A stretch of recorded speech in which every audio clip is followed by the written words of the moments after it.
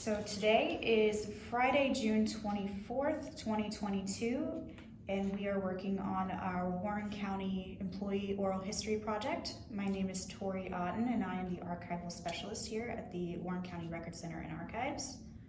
I am Jen Haney-Conover. I am the Director of Records Management and Archives here at Warren County.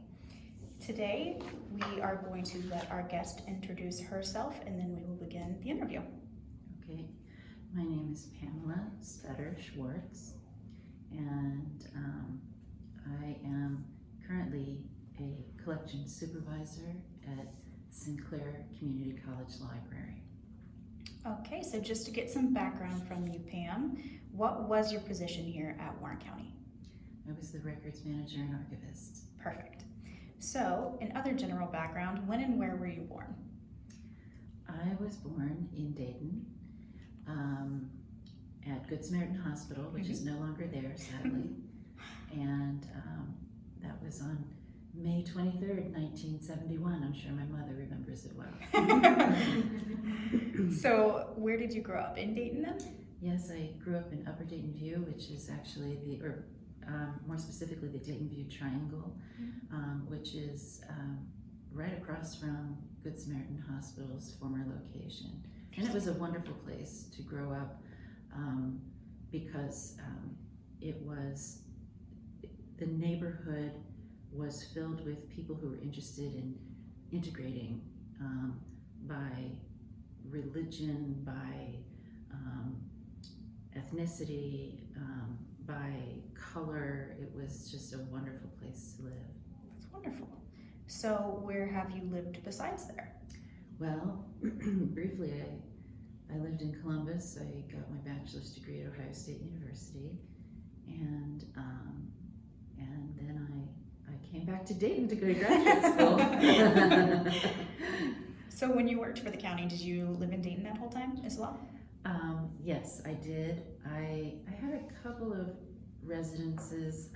Let's see, I lived, well, at first I was living in a condo in downtown Dayton. Condos have become the new thing. It was the very first unit of condos in downtown Dayton.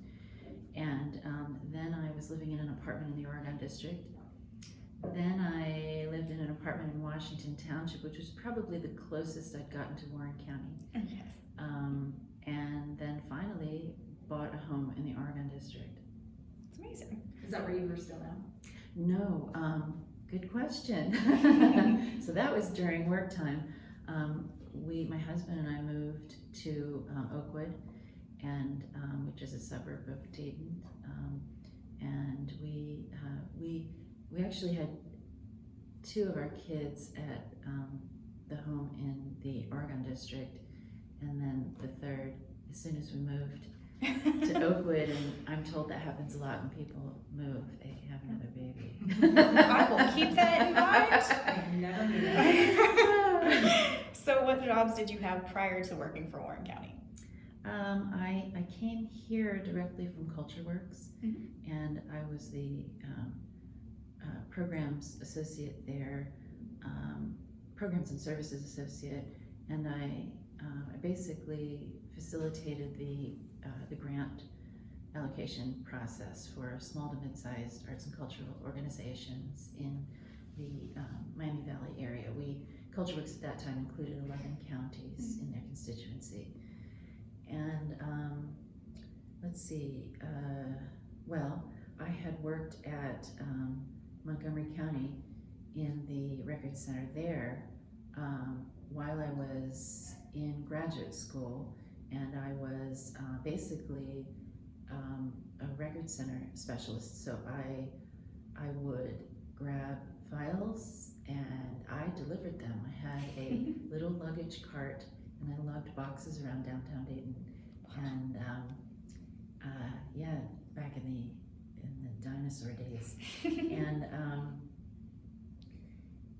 I came to that position because Bob Smith, whom you know, was the records manager and archivist of Warren County at that time, and he had been my adjunct professor at Wright State. He eventually became head of the archives there, and before Don Dewey.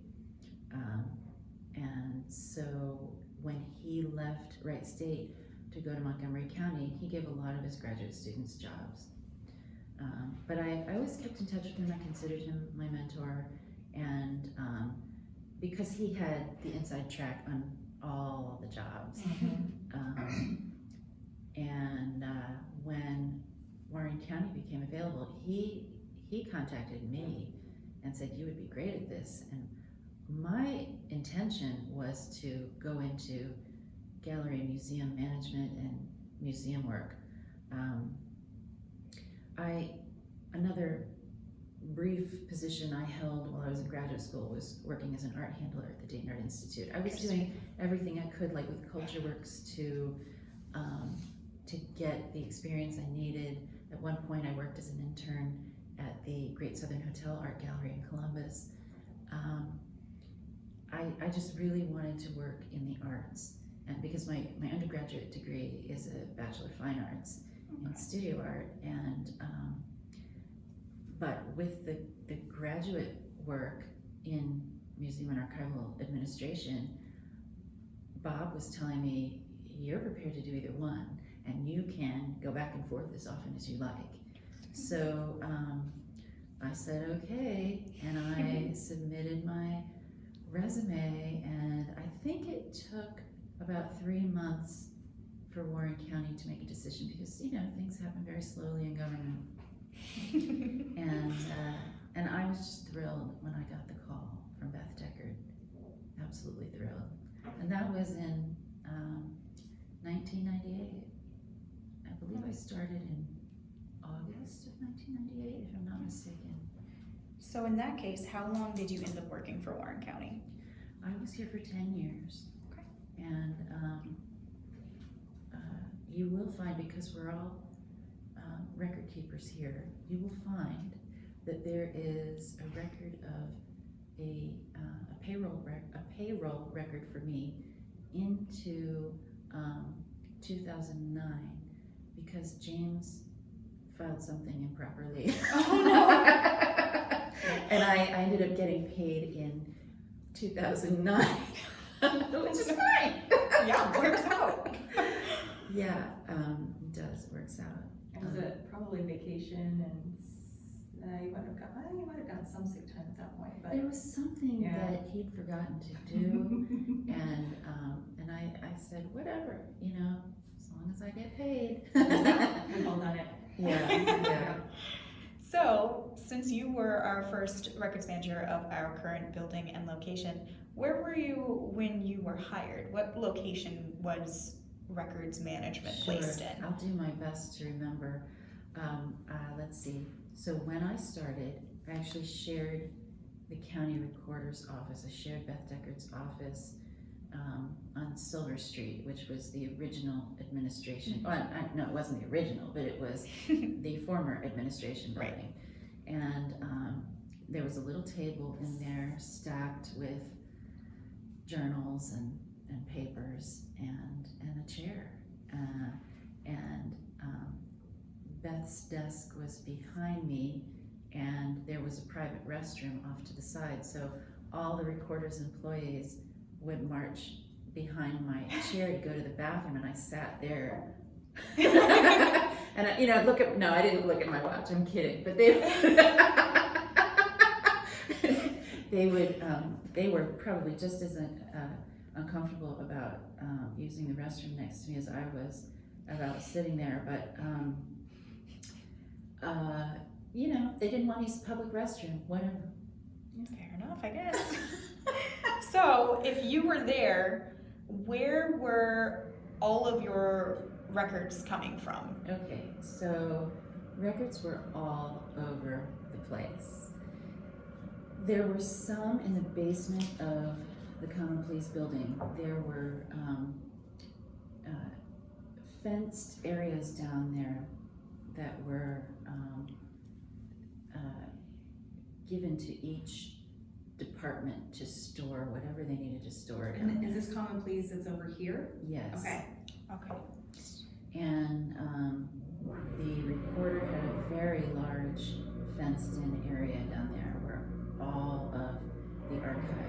stored. There were also, let's see, there were records in,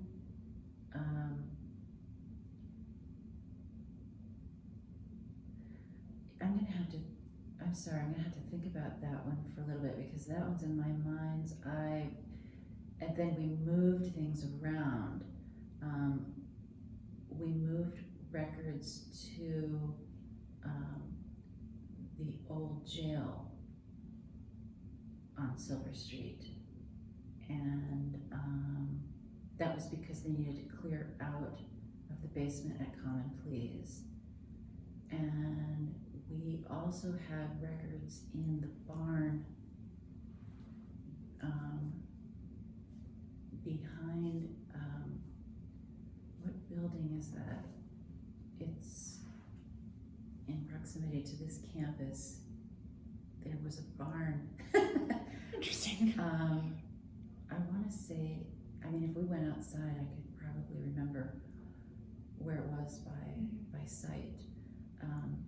Was it close to the old infirmary / health and human services building? Sort of between there and here. Okay, so that was probably where, so now facilities,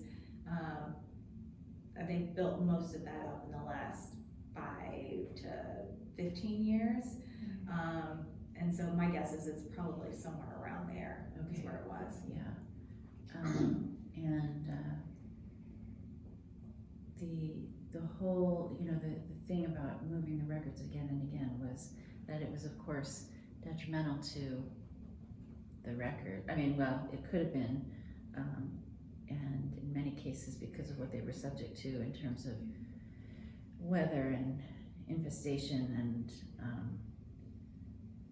just being available to whomever unsupervised was problematic, and everyone knew that. I mean, that was why I was hired, to remedy all that. So where would you like to go from there? I guess I have a question that has spawned off of that. If everything was held anywhere it would fit, I suppose, what did it look like for a records request process from the public? Like, what would it take to get to be able to see one of those records that was held potentially in a barn or a basement of a jail or such thing? Sure. Those who were most familiar with it at the time were the genealogists, and they were working in these conditions, sweating, dirty, and they were the only ones who knew what was going on. So they were really valuable to the information management of this administration.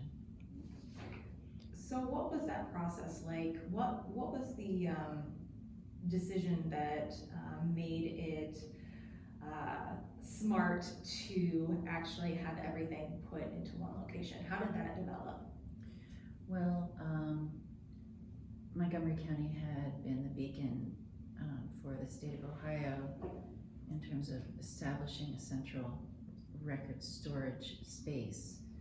And Steve, I don't remember his last name, Bob Smith can tell you, Steve W. maybe, he started the whole thing. The whole philosophy was based on his experience.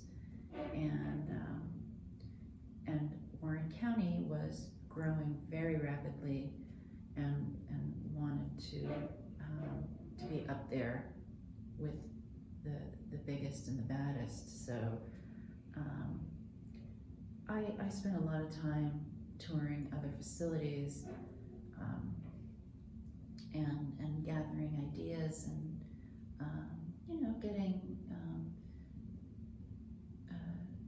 familiar with products and people, and hoping that we would have the best of the best, and we did. We created a state-of-the-art facility for its time. Everybody wanted to come see it. And the only thing that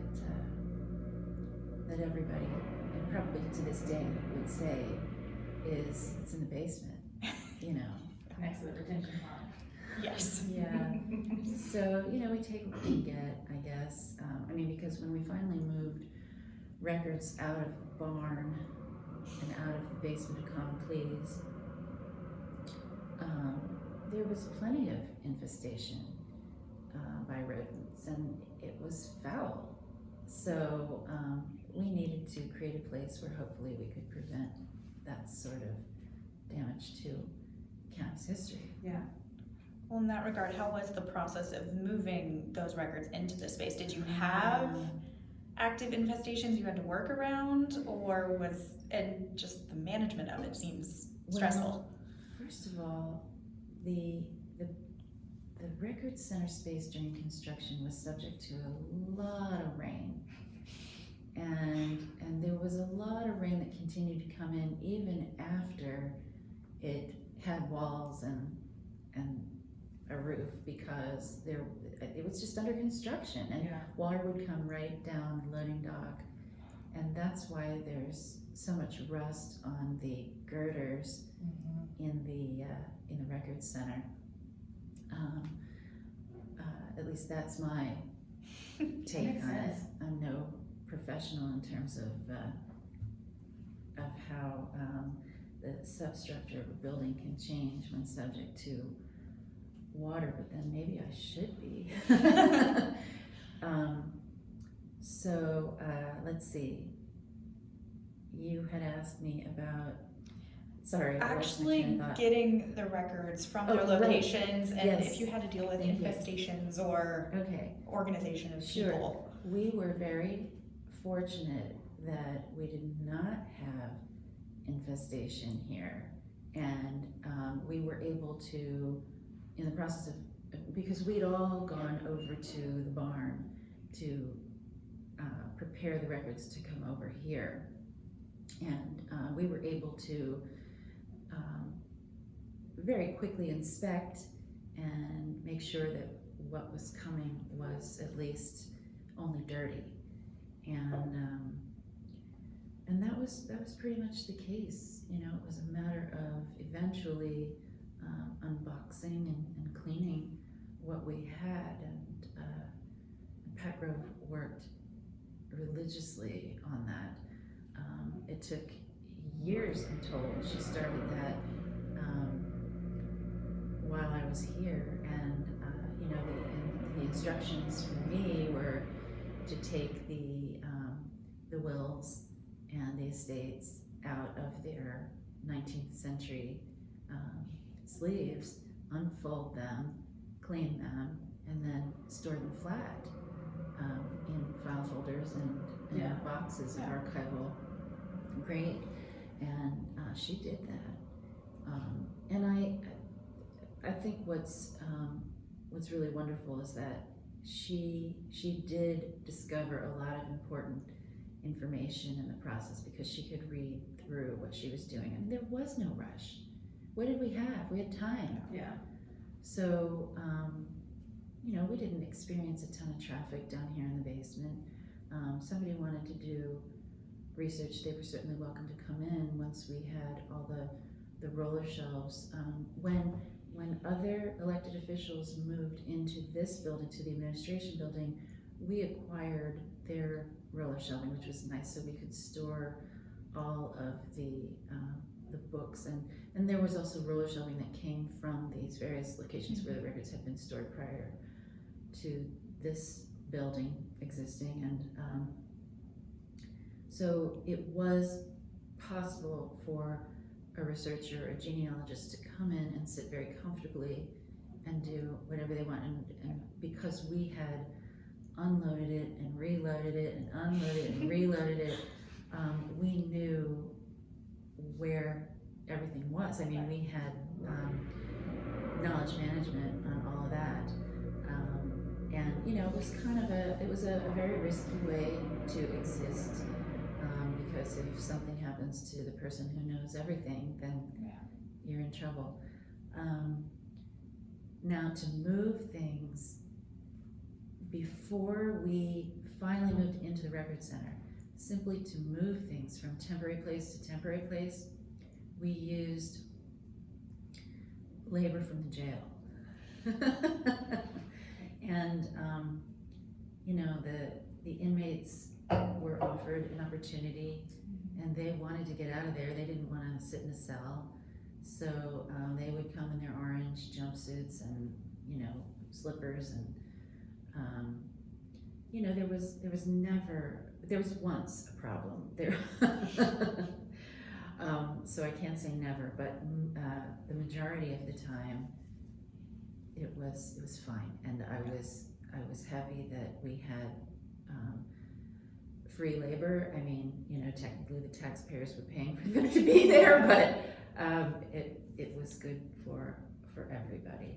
And the building services guys, you know, you can talk about building positive relationships with the people who work the hardest around here, and I enjoyed getting to know those guys. When we were moving records, it was so much fun for me because they'd say, well, it's lunchtime, let's go, and we would all go. And we'd go over to the old IGA and get a sandwich, and we'd eat together. It was just so much fun for me. I love listening to them talk and joke and kid each other, and you know, it was fun. So there's a rumor that I heard about the space that our current records storage is, that you might be able to tell me if it's true or false. I'll do my best. Someone had told me before there was a roof that there was so much water in the basement that people actually canoed through there. Do you know if that's real or not? I do not know. Yes. I've never heard that. That was I've heard that from a couple at people. least 3 or 4 Facilities different individuals have facilities, told us that. Okay, well that doesn't surprise me. Yes, I know they have a canoe because they use it to get over to the fountain in the pond when it needs fixed. So Well, I would ask Jake Jones about that if you can, because he was probably in one of those canoes. Yeah, Jake was in charge of everything. Jake did a great job.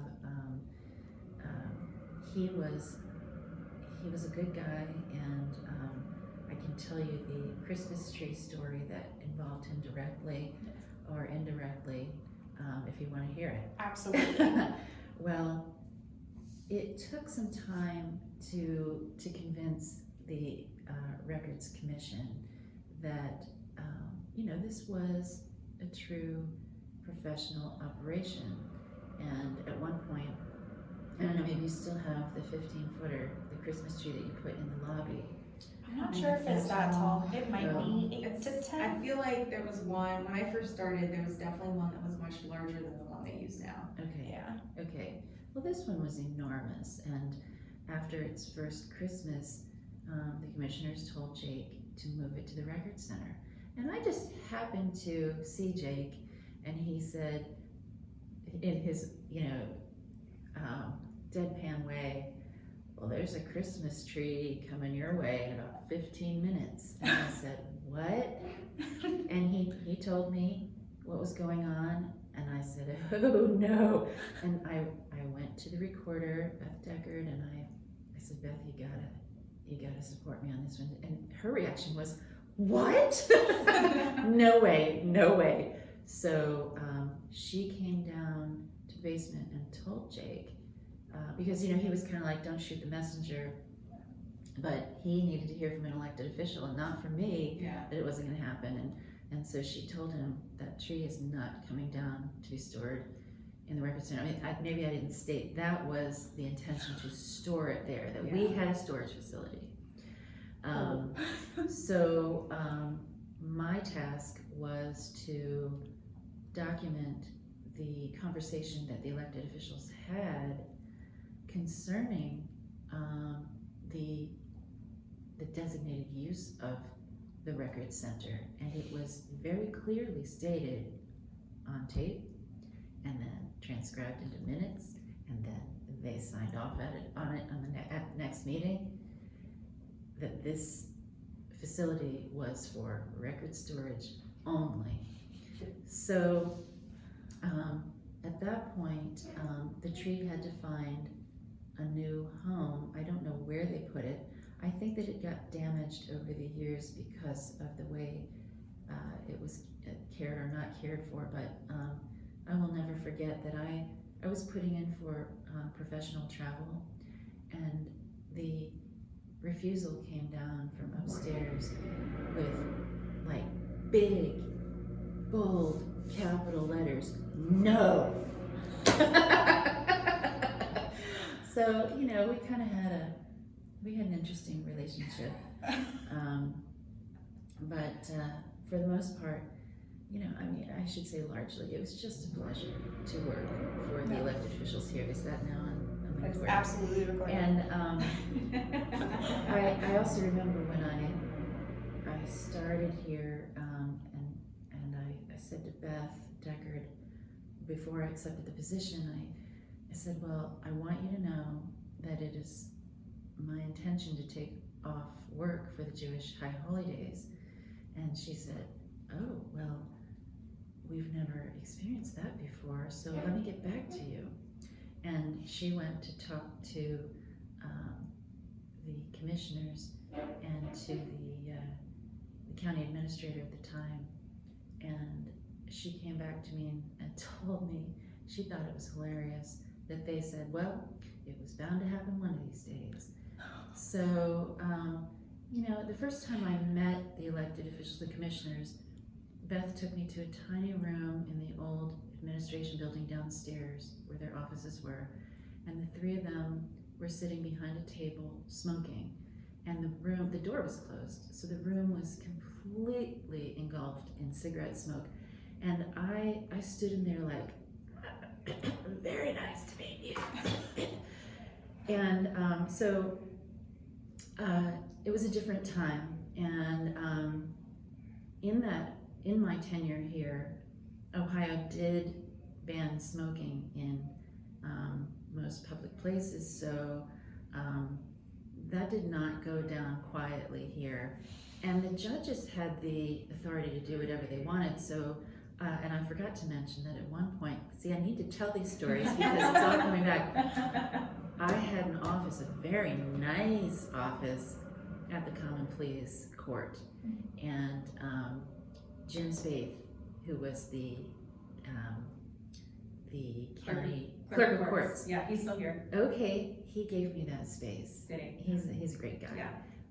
So the judges had the authority to override whatever the state was saying, I guess, that's what I'm told. So there was a designated smoke room inside our building, and mostly because the judge said he didn't want our constituency to drive up and find employees standing outside smoking cigarettes. So it's better to do it inside. Yeah.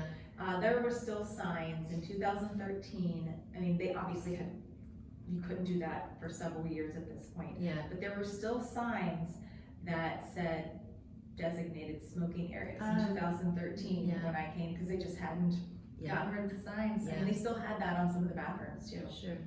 Well, funny little note, the ice machine in the administration building, in this administration building, was in a designated smoking room. So you couldn't get ice because it tasted like smoke. Oh my gosh. It's now out there in the lobby. Oh, the old ice machine, it still runs. Good Still If for it's it. the same one, it is Yeah, an it ice machine. probably is. They work on it all the time. Oh, Yeah, that's so- funny, rather than get a new one.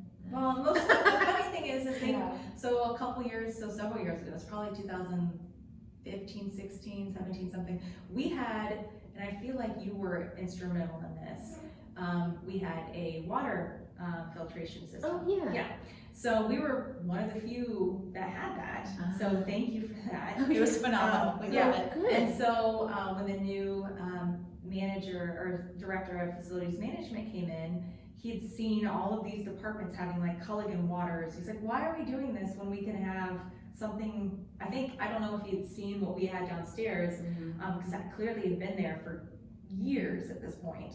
And they went through, and several offices within the county now has a filtration system. Okay. And that also does ice. So there are still people that do, that get ice occasionally. I think there's a couple commissioners' departments that, for whatever reason, they didn't want to have that in their office, even though it was not that hard of a Okay. process to do. I must So much correct nicer. the record here. I didn't orchestrate a water filtration system, but I did bring in our own, like you said, Culligan, you know, we Yeah. wanted to have our own. So there's a water filtration system? Yeah. They're I thought you were the these- one that did it. Yeah, so there are these tall black pieces of machinery that dispense water, ice, hot water, and it is in the old kitchen area and back by the fridge and the sink. And it is directly connected into the water lines of the county. Yeah. And they all are, so now multiple departments have them and they're That's just great. directly connected into the water. I facilities. honestly don't remember that. So if it Well, happened, I have been giving you applause for that, so I mean, Yes. just take it. Yeah. It's fine. Maybe Jana or when we talk to James, because we're Yes. gonna be talking to James sometime in the next week or two. We'll get a little more insight. So Sure. maybe I should be giving him applause for that. yeah, I don't know. I will say in regards to your free labor from inmates, they actually still do that. oh, good. They Not so are much. not directly connected to most departments, but there is a community service program where certain individuals are allowed to participate in litter collection and such on the highways, and they actually are in our basement here every morning, and they come in, and they are one of the top people I see use the ice machine, because they fill up large coolers because they're gonna be outside in the heat all day. Okay. So they are some of the main people who use the ice Sure. machine, interestingly. All this is making me think of, for whatever reason, it's jogging my memory about our relationship with Montgomery County, and we arranged to bring all of our microfilm from Iron Mountain Mm-hmm.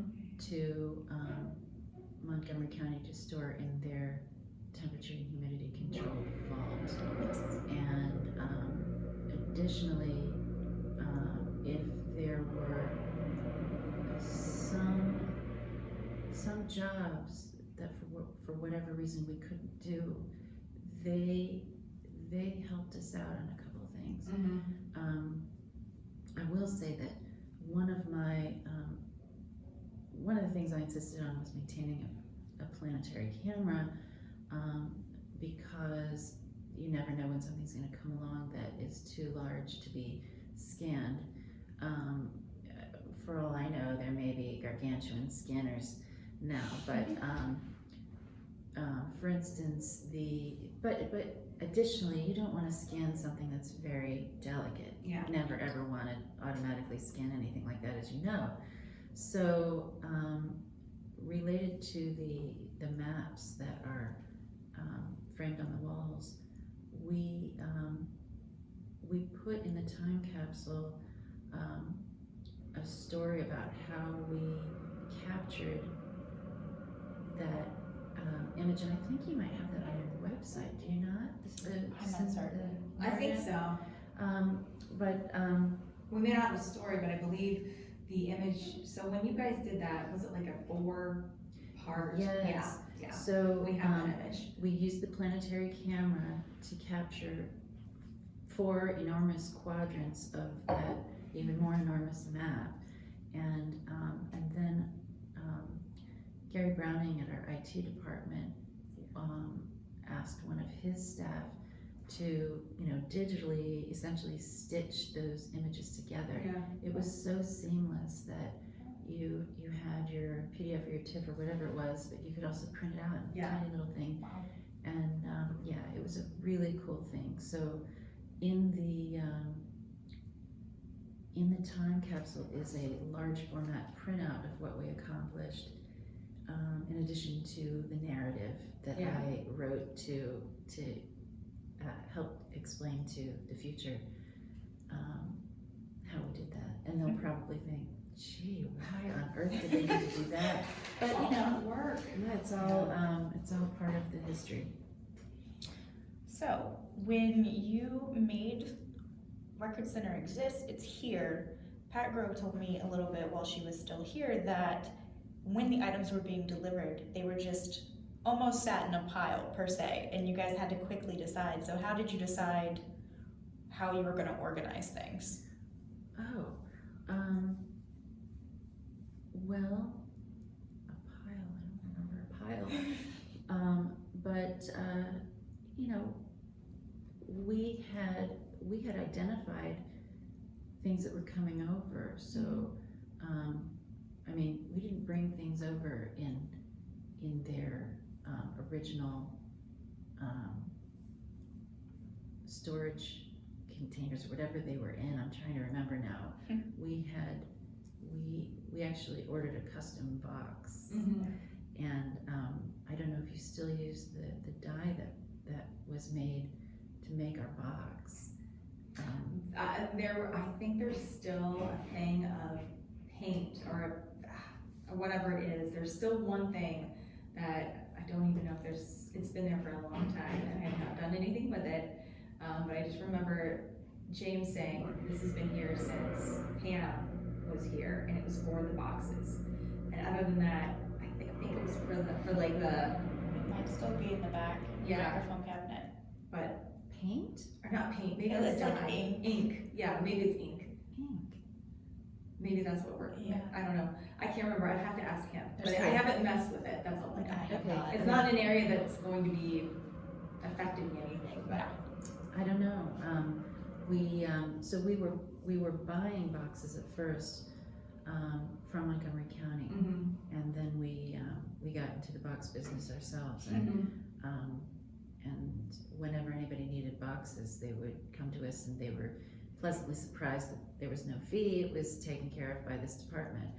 But in answer to your question, it was a matter of put probate there,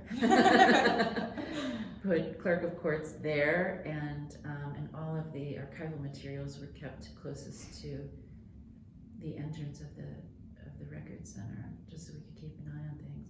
I mean, there was one time when water was coming in from the pipes above, and one thing that I had orchestrated was keeping plastic tarps on top of the roller units, so that if there was water, it could just come down, and that proved to be very, very helpful, because I just pulled the plastic down and the water kept falling, but the records were fine. Yeah. I was lucky. I was working late, and I caught it myself. And I called Jake. I don't remember if I think I paged him or something, and he came right out, and it was fixed up. Sounds like someone's knocking. I don't know what that is. It's not this door. Okay. Who knows? Yeah, it was a real fly by the seat of my pants undertaking, but that's how I work best. I like it. So, what was it like then to be the very first records manager in a brand new building? To have control of the historic and the county documents that are so useful? Well, it was a tremendous responsibility. I was very, very proud of, and I was grateful for the opportunity. What else would you like me to say about that? It's honestly up to you. How did that, so your position as records manager, department head, how did that change over the years? Like what were the different things when you first started working here, how did your responsibilities and your role, how did it evolve by the time you left? In the beginning, there was a void, it's like creation of the world. When I was in the county recorder's personal office space, there was a lot of questioning and a real concern for who was this person. I remember hearing many times, who does she know? Who's she related to? Oh yeah. And the fact that it was no one and nobody was so foreign to what everyone was used to. So they had their doubts about me, and there were times that I'm sure they were offended because they would say to me things like, "Come on over and have some sausage gravy and biscuits at the treasurer's office," and I couldn't because, I don't eat pork, I'm Jewish. And I don't eat milk and meat together. So I had to say, I'm sorry, I can't. And they must have thought I was some prissy, too good for my,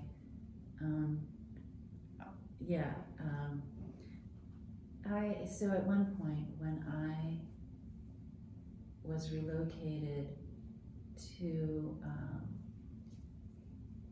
a new office space, we did have, I remember that I didn't have a phone where I was going, and we did have, I forgot to mention this, Pat Womack was stationed in wherever the records went. Interesting. So if someone needed to do some research, who was not a genealogist, she could let them in, and we made sure that she was signing everybody in and out and letting them know the rules and no pen and that sort of thing. But Pat was working over in the barn, I remember. Why am I telling you this story? I am losing my train of thought. You asked me. Your role changed and the roles and watching. Okay, so that was the story. Thank you. So wherever I had relocated to, I didn't have a phone, and I asked the ladies at the recorder's office. I actually made a little phone log. I said, "Could you please take a message for me?" And they were so ticked off by that I had the audacity to ask that. So I learned, I had to be completely respectful and defer to my newness. I think that they were completely unaware of what my responsibility was, because it wasn't their place to hear from the county recorder that she was hiring someone under the county commission to serve in this capacity. So I got a lot of questions. So what exactly are you doing? And I would explain, well, why do we need somebody for that? Was the next question. But my role, I guess, it changed once we were in final operation here, mostly because we did represent something pretty incredible to the other counties, to the smaller counties. So I really felt like I had earned a lot of respect in our community. Eventually I was asked to become records manager at Montgomery County, and I refused. I was asked directly by the county administrator, which is a perfect example of nepotism, because she's my friend. She's no longer, now she's CEO of Children's Hospital, but it was that simple. She said, if you want the job, it's yours. And I didn't want it. So I guess that's important for me to mention too. The position at Montgomery County really intimidated me. And I didn't feel that I'd had enough experience to go to the one that started it all. Yeah. And of course today, wisdom, and it comes with age, and I absolutely could have handled it, but I also was thinking more and more about my little kids and how I wanted to be available to them, and how at this point in my life at 51, I was ready to not be available to them. I'm very lucky to have found this position at Sinclair. I guess in regards to individuals struggling to adapt to your new and unexpected role in the county, Was it difficult for the county to, once you were up and functioning and running in the new space, is it just difficult for them to transition with having to ask you guys for files or? Oh, yeah. Yes, because, it's on lockdown, and the elected officials, their staff mostly, because the staff work with the records. Yeah. They could not understand, they couldn't process, wait, we're going to send our records to you and we have to get your permission to access them? So eventually, it was sort of like that philosophy the architect originally shared with me, that when you build a wall, you must also build a door. We would allow staff from, say, the auditor's office, not everybody, there was one designated person, who would come in and pull files or whatever they needed to do. We also had somebody who came in from the prosecutor's office once. We had scary things being stored in the records center. Do you still have the prosecutor's files? We have we have a row that is, we call it the rape and murder row. Yeah. And it's all of their high profile cases that they maintain permanently. Yeah, I mean, there was concern on our part because there were biohazard samples, Yeah. but we just left it alone. So, because we served everybody. I would say, one thing we have not actually talked about is what was a standard day like for you, depending upon when you started versus once you were here and the record center was running? We also talked about how our time is mostly split 80-20, with 80% of it being administrative and 20% of it being what we were hired to do. I was overwhelmed with administrative responsibilities because the staff hated each other.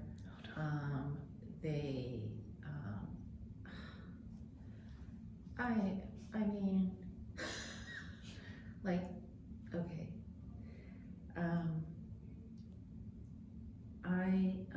I did find myself, and here's the thing, I inherited that staff. I had to just, that's a tension release right there. I really, there was nothing I could do. My hands were tied because some of the people who came to work at the Record Center were friends with Pat South. Some of the people had been working for Beth Deckard, and nobody knew how to use a computer. So I guess if I could talk about how I taught everyone to use computers, and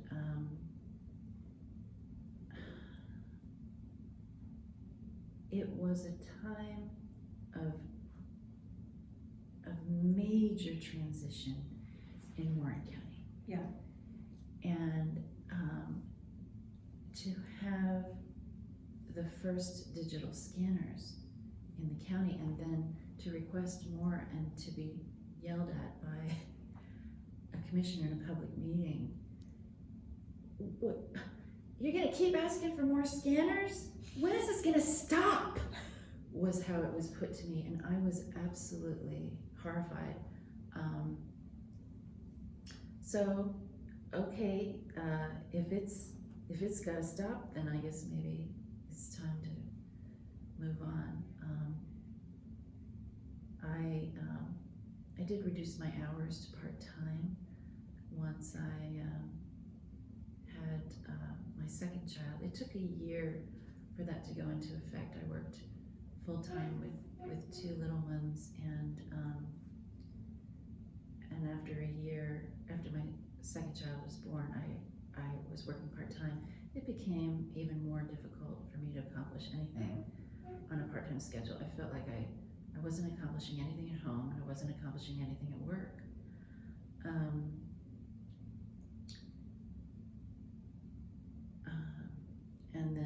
course, by the time I was ready to deliver my third, that was when I decided it was time to leave.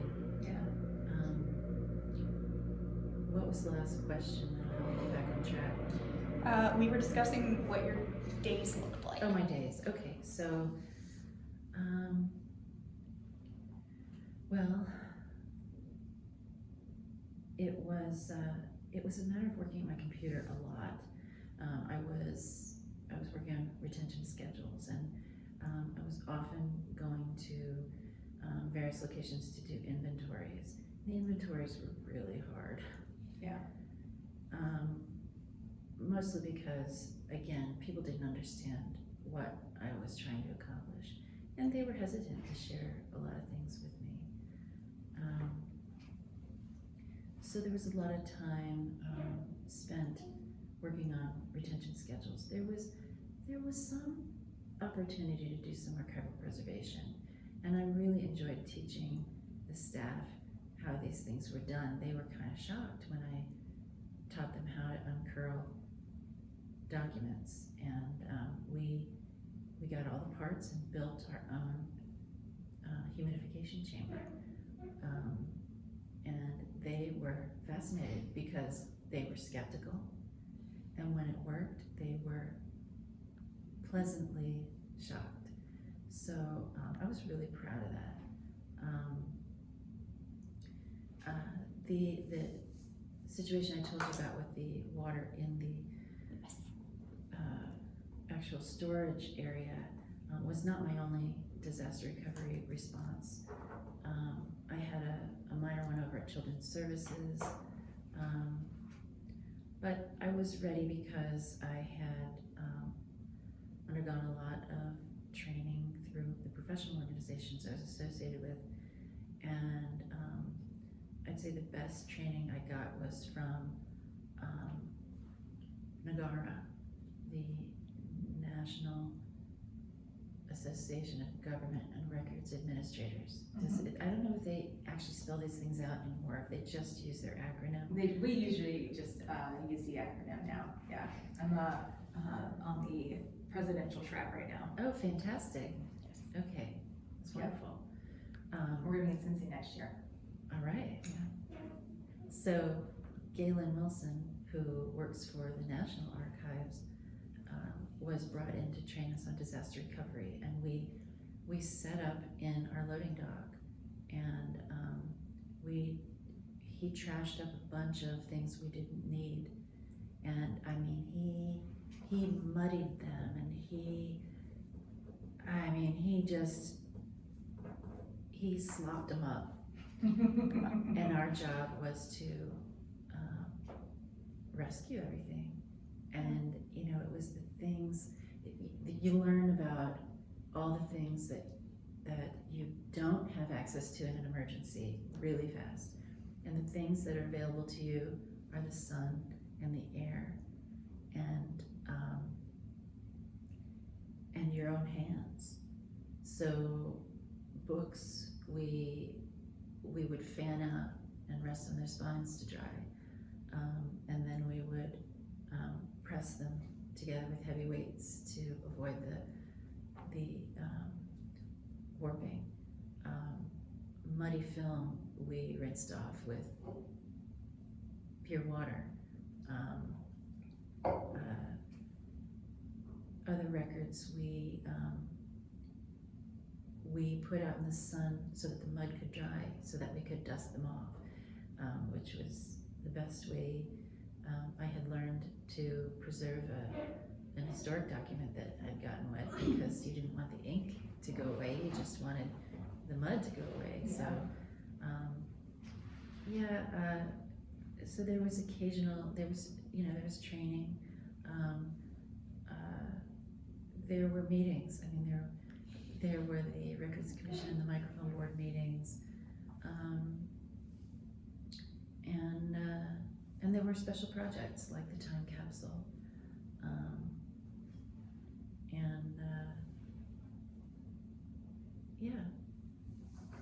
So what do you think people what about your role do you think people did not realize you were doing in the background, or something special that you did that no one knew you were doing?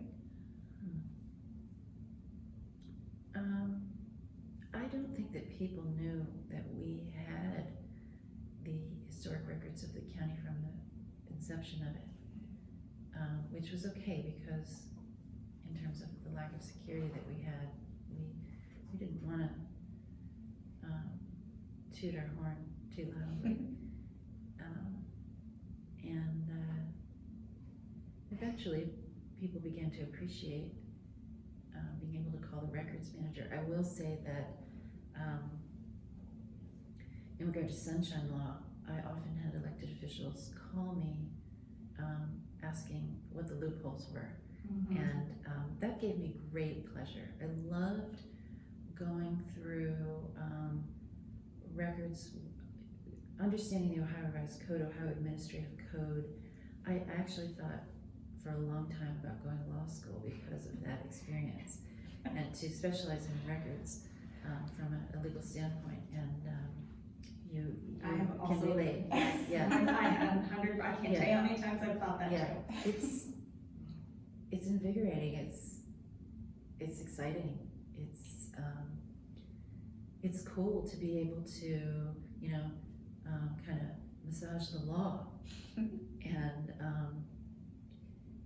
so when elected officials would ask me these questions, they were very careful about how they posed them. So if I did want, let's see, say I got a request for all these records from here to there, someone's fishing, and how do I respond to that? And we would go through, well, what is the definition of a record? And is there documentation that you are keeping this on a records retention schedule? And what does the law say about what you're supposed to keep?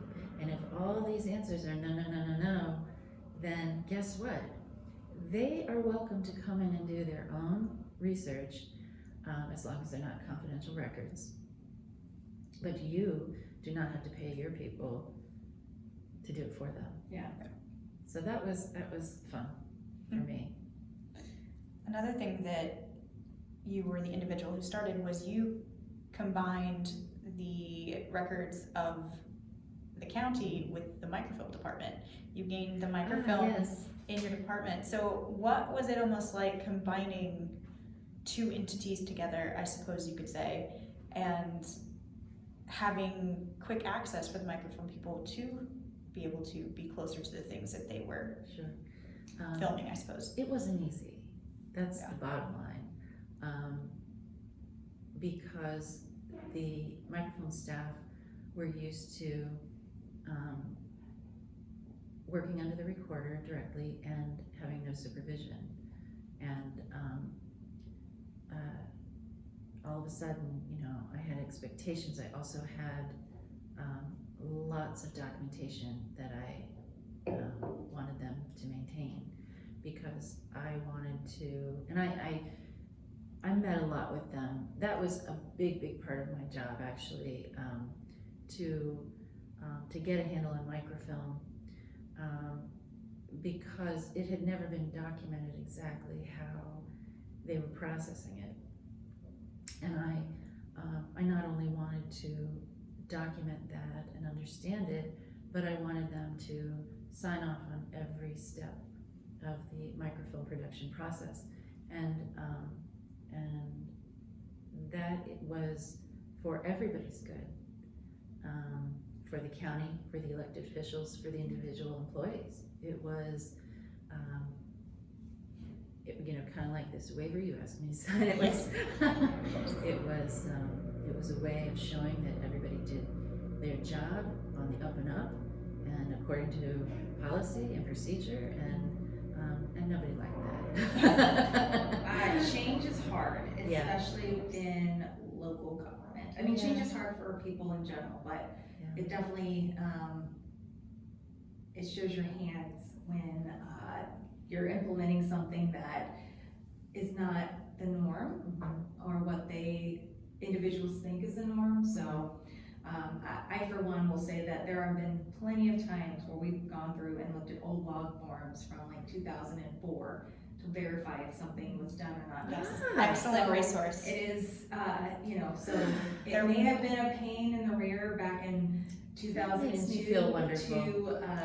to ask people to do something that they didn't want to do, but Yes. in the long run, Wow. things like that are good. That's I'm a big amazing. fan of policy and procedures. Yeah. And Yeah. your original staff members who are still here, when we were here, they very much, because I was part of the microphone department, they were very adamant with me, like, you need to fill out Oh, these good. documents Oh, every yeah. step of the way. They absolutely, they took a lot of pride in their work. Yes. And it was just the transition, like you said, in local government, it's tough.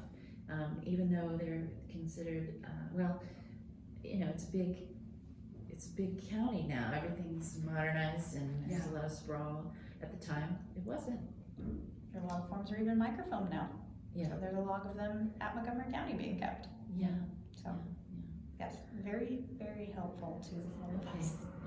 And I always wanted to get them the best equipment. Like I said, I was still an advocate of microfilm, and I know you are still. It's just produced differently. Yeah. That was something that was difficult to explain to the non-believers in terms of paying for microfilm too. Yeah. Just because it wasn't cheap, and we had to do 35 millimeter and 16 millimeter, and so to have all these different cameras and scanners, and it was intimidating. It was overwhelming. It was costly. So from every place in the county, there was excitement or there was fear. Yeah. So with you being a advocate for technological changes, was there a big difference in the technology utilized at the beginning Yes. versus at the end of your time here? Yes. So I wanted to bring document management to Warren County. So I introduced Gary Browning to the application that they ended up buying, which is on base. I don't know if they're still using it. Yeah, we still do. Okay, but that was because of me.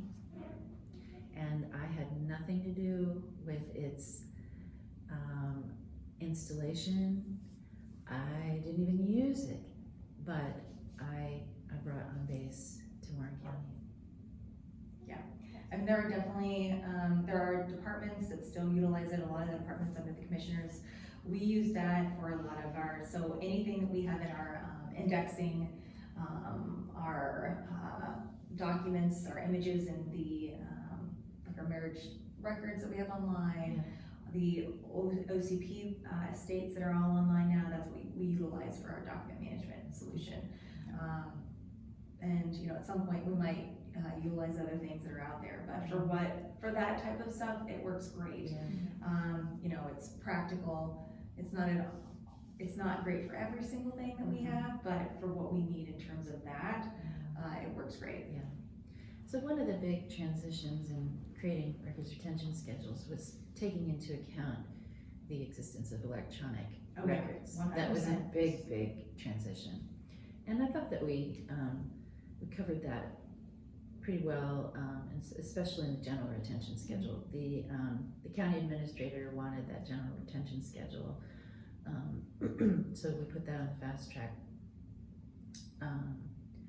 But it took a lot of wordsmithing to make it so that everyone could understand their responsibilities in terms of how they handled their records, and then that we would have some responsibility as well once it had reached the records had reached a certain point in their lives. People were grateful when we would do big purges or whatever. One of the things was working with vendors and the shredder people, and the box people, and it was all interesting, but it took a lot of my time because it was all brand new. Yeah. It still takes a lot of my time. Yeah. I'm not brand new. Yeah. I totally understand. Yeah. So at what point did some of the microfilm staff begin to somewhat start transitioning to more of an archival aspect? Like Pat Grove, we know, used to clearly be part of the microfilm department, but then by the end she seemed to be not doing as much microfilm as archival work. Yes. So the space was designed to have a reception desk, the reading room, and Pat came to me right away and said, I'm interested in that position. And I said, wonderful, you'd be great at it. She and Jana Jones had never been separated in the work space before. It was very difficult for them. They were sad, they missed each other, and eventually I think Jana, I hope that she enjoyed her position as supervisor, which I guess had been considered, even though there were only two of them prior to establishing the Record Center. Does that? I think that answers your question very well. Okay. So how often did you, as well as the department, interact with the public? We primarily were working with the genealogists or anyone who came down to do research, and that people came from places in the world to do research, and we also received requests by electronic requests and snail mail requests. So occasionally I would go to where records were stored to do the research, or I would give it to Pat Womack, who was eventually stationed over there, as I mentioned, in the various locations. But our interaction with the public was primarily those doing genealogical research. Occasionally we had Warren County employees coming down here doing research for their own bosses. And then we were always giving tours. Everybody wanted to see our facility, and so people came from all over Ohio. Did you have, was it like a regular occurrence, like patrons every day, every week? Well, we did host the Miami Valley Archives Roundtable on more than one occasion.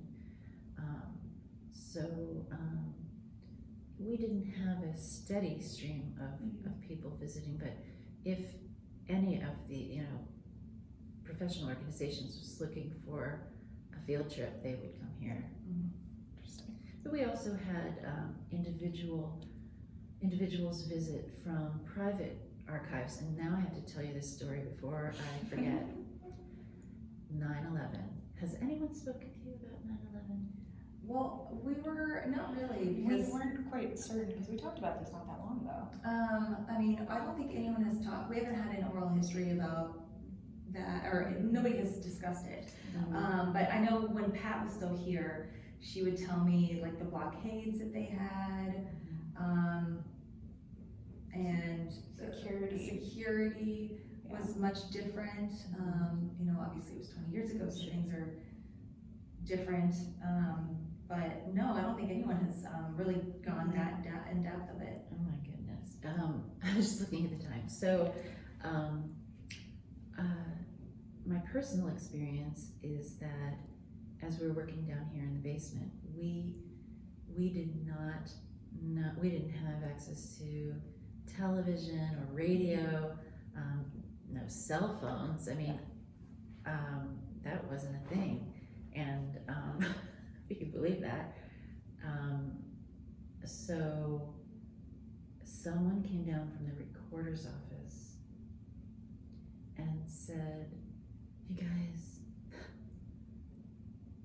they're bombing New York. I think we might be at war." And we were in disbelief. What? You know? Yeah. We went on the internet to see what was happening and learned about the World Trade Center attack. And there was, I was expecting guests from the Marianist archives that day. And so one of the fathers and one of my former employees arrived just after the attacks had occurred, and I said, you know, we're all really upset, we're all in a state of shock, we don't know what's going on, where should we hide, and so I will understand if you do not want to have lunch. And the father said, "Oh no, I want to have lunch." So I went to the Golden Lamb on 9/11, and I was miserable. Oh. And what was I supposed to do? I was hosting them. Yeah. And when I got back, there was an emergency meeting called for elected officials and department heads, and we all met in the commissioner's public meeting room upstairs, and we talked about what would need to happen if things got worse, if things came to our door. And we talked about the elected officials being protected and meals ready to eat, MREs available for them, sandbags and things like that. And I remember I raised my hand, and because I was never afraid. A room full of county people and elected officials, and I raised my hand. And and I said, "So can you help me understand more about the emergency preparations that are in place for us?" And Jake Jones said, "Oh, not for you."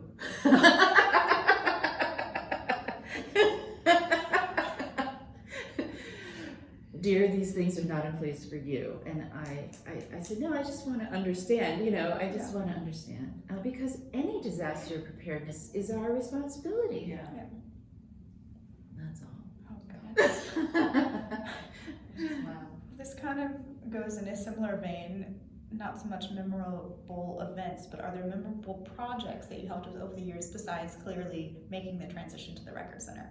Sure. Well, going digital, bringing in the document management software, preparing the time capsule for this bicentennial. Well, I remember bringing my daughter in because we were working such late hours. She was just a baby, and I arranged for childcare in the neighborhood here with an elderly woman who was running a little nursery school out of her home. And so my daughter was an infant, and she said, "Sure, I'll take her." And I would go over there every day at lunch and nurse her. And I was using my breast pump in my office.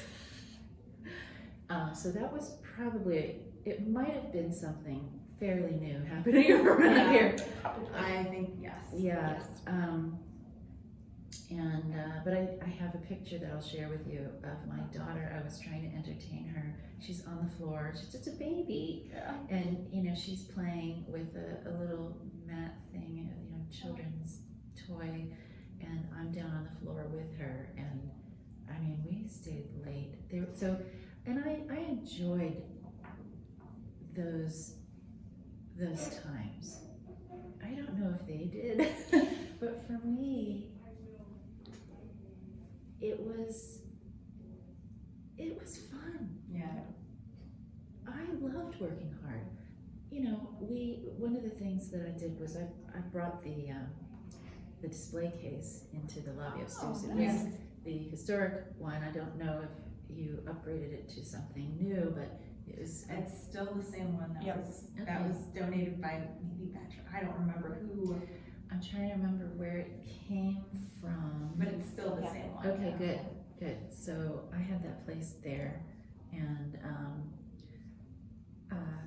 I'm just trying to remember little things that for me seem like they're just memories, but you're not aware of them. And maybe as we keep talking, I know we have a little more time, so. Yes.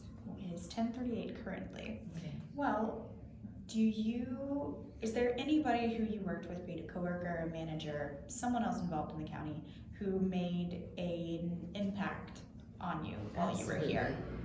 Absolutely. My boss, Beth Decker, Warren County Recorder, and Pat South, Warren County Commissioner. Yep.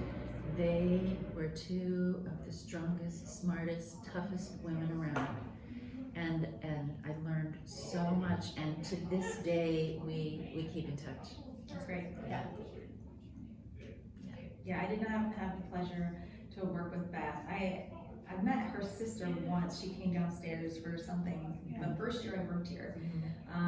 But I got to work with Pat for the last 3-4 years that she was a commissioner. And I mean, She's wonderful. still, She is. like, I don't think this department would be what it was if it wasn't for her back. And I have to mention Edna Boyer, Yeah. because our namesake, Yep. she was here a lot. Much. And she was the recorder before Yeah. Beth. So she was responsible for a lot of the preservation, and for whatever organization in any way you found it, you couldn't fault her for that. There was no solution Yeah. other than to stack things up, and but it was a pleasure to get to know Edna, and I will say that she was also a dynamo. May she rest in peace. She was a Kentucky colonel, and she wore that baseball cap in here very proudly, as she should. And I attended her funeral, and I cried like a baby. I was so thrilled that Beth wanted to dedicate the Record Center in her Yeah. name. So we installed that placard outside the Record Center door. That's Yeah, wonderful. Edna was uncomfortable naming the Record Center for herself, because she was living, and that was the joke she made. Are you supposed to do that when I'm dead? So, I think I've heard that joke. I've very heard that witty, before. yeah. It's phenomenal. So you took a tour of our facility earlier and your prior facility. So how do you think the Record Center has changed over the years, be it while you were here or now even? Yeah, it still smells the same. Sure. It smells like cardboard and old books, and you gotta love it. It's like perfume. And I was very, very impressed to see the exhibits. That was something that we started while I was here. I really wanted to identify the old artifacts that I found around the county as things we could showcase down here. So when you see like the gas can, or the recorder's cash register, or I know there's a few other things, to use one of the old probate estate cubby shelves as a decorative piece. I was like, let's give it a little charm. But what has changed is a lot, and I'm impressed, and I'm happy to see it. I'm happy for the people who live in this county, and what you're doing in terms of outreach, education, working with kids, There's nothing more important than teaching students how to do research and not to be afraid. And where I work now at Sinclair, I watch the librarians do that. It's their job to teach students how to conduct research. So you're doing very important work in that regard, and I think it's wonderful that you have acquired the original space that you were intended to have as God intended it. And that was hard when that space was taken away from us. I felt like it was being taken away from me. And but the new area for the microphone department is just fantastic, and to walk into a microphone department and not see any cameras is absolutely incredible. Oh, that's great to hear. It's also a pleasure to meet both of you, and it's good to be here, and I'm very honored that you asked me to come talk about my experience here. If there's ever anything you want to ask me, whether it's on digital file or not, just call me, text me, message me. I don't care. Love it. We love people who are willing to share experiences and knowledge and just help enhance the Record Center even to more of what it can be. So you've answered all of our questions regarding the department as a whole and your background. So we can work on answering some more county-specific questions if you have time, or until we run out of time, if that is okay with you. Or we can stop now. We have about 15 minutes. I'm Okay. so sorry. I have to be at work at 11:30. No, this is phenomenal. We Okay. are thankful for all information we can Okay. get. So one thing that was very specific for you being here, you were one of the very first female department heads and directors for a department within the county. So what was that experience like, being a female in Yes. power? Well, sometimes word would come back to me that people were supposed to take what I said with a grain of salt, and that was coming from other department heads, men specifically, and we value everyone in the workplace. At least we do today. I think I was valued very much, but as I said, I raised my hand. I would go and confront anybody who had something to say about me. One time, a couple of building services workers came over to my office as it was in the old jail on Silver Street, and when I had explained my position on something I needed, and they said, "We don't want to do it that way," I said, "We got to do it that way." They said to me, "What, do you have a case of the Jewish cramps?" And I said, "Excuse me? What? I'm not familiar with that expression. Could you explain it to me, what that means?" And they, they were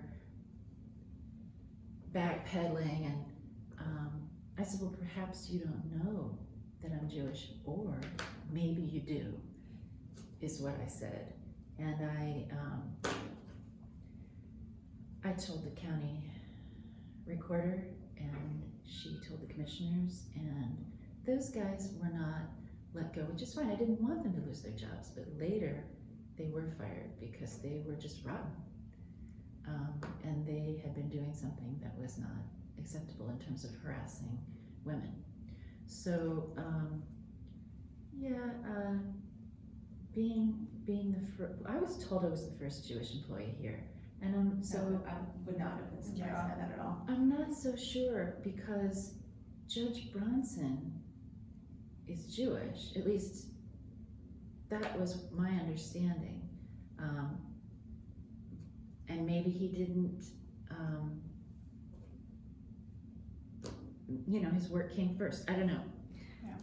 Have you ever heard that? I think the big thing might be the word he in that, as opposed to she. Oh, Yeah. sure. So, once I got a phone call, other Jewish people were being hired, I got a call, there was someone being hired in the prosecutor's office, and they wanted to know what my standard was for the Jewish holidays, how we did that. Was it holiday time? Was it personal time? Was it what kind of, and I said, well, you know, I already know how to respond, and I'm going to refer you to the Jewish Community Relations Council, because they have all the literature, all the information you need to make policy, make decisions. Because one thing that you learn right away as a member of a minority is that your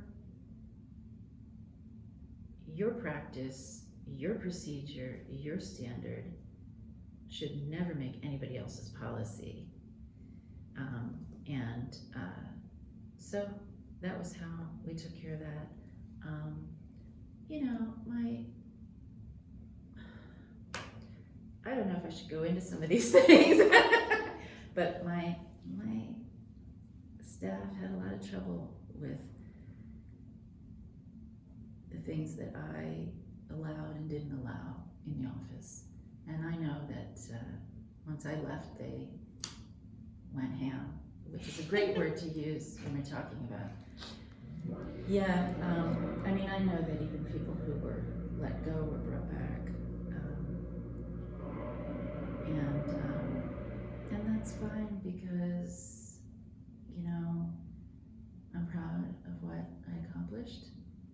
I'm proud of the time that I served, and I always conducted myself professionally and fairly, and I expected professionalism from the people around me. And when I didn't get it, I called them out on it. Maybe that's not how I should end this interview. Well, then we'll ask another question. Well, I think also, you know, I really try to have things in perspective of the times. And so I can easily say, well, that could never happen now because we're looking at something from the 2022 lens. So I have hope and faith that if I was the person that would have been the individual in your role, back in the early or the mid late 90s, I'm sure there would have been similar things thrown in my face that would have happened just because of the times. And it wasn't just the times, if I may interrupt. Sure. It was the rural Yes, location. well, and that too. Yes, because none of those things would have happened even in Dayton or Montgomery County. Yeah. I shouldn't say none of them, but I mean, when I tell you that the county administrator was my friend at Montgomery County, she's also Jewish. So I knew that that sort of thing wasn't happening there. You know, so things have changed. Yeah. Well, then what advice would you give current Warren County employees as a whole? Like, what did you learn over your time that is important, but is also then advice you would give for change or for better things? I really hope that new employees are taken through an orientation in terms of records management. We have everyone, well, of course, the department head or the elected officials, it's up to them on what's mandatory and what's not. But if you are under the commissioner's office, you have to take I have a 12-15 minute video that has a couple of quizzes in it that is on that everyone has to take that's part of their personnel packet. That talks about the basics of records management. There you go.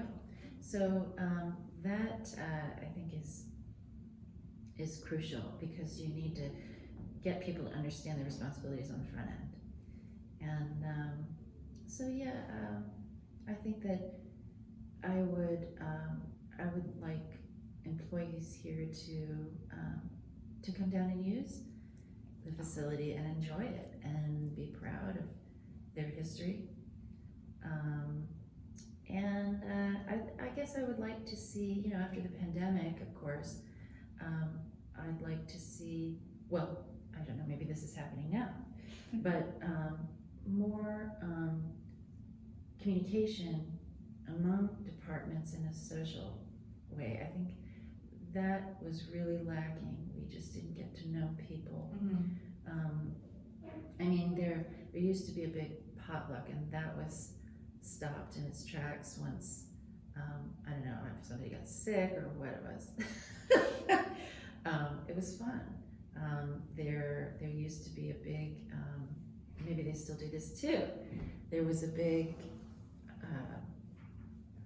party out on the courthouse lawn for all of the employees of the courts. Anyone who came from any other institution, agency, and everybody was welcome to participate in this day of food and drink and revelry. And there's still some things that they do. If I remember correctly, that like maybe there was one time when I first started that they had kind of like a potlucky type thing.